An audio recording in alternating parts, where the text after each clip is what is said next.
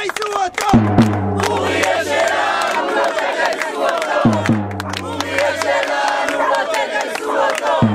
אוריה שלנו, לא תגייסו אותו! תגייסו אותו! אוריה שלנו, לא תגייסו אותו! אני כאן כדי להביע תמיכה באוריאל, ואולי גם כדי לנסות להפיץ איזשהו מסר בקרב האנשים שבאים כאן לבקו"ם ולהראות להם שסירוב לכיבוש זה אפשרי. תודה רבה לכם, באמת תודה רבה אתם מחזיקים שאני חזק ואני ראש תקוף בכלא.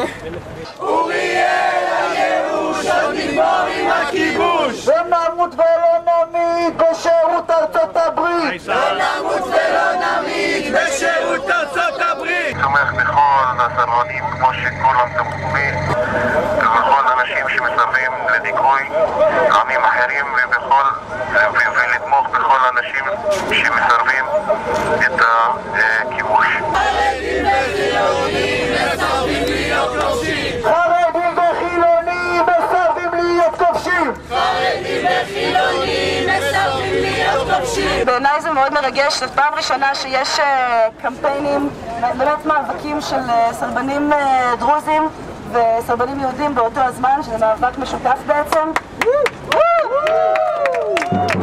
ערבים ויהודים מסרבים להיות כובשים! ערבים ויהודים מסרבים להיות רוצחים! ערבים ויהודים מסרבים! אני כאן כי אוריאל בחר את הבחירה הזאת, ואני תומכת בו כמו שאני תומכת בכל הסרבנים שבוחרים לצאת בכל דרך.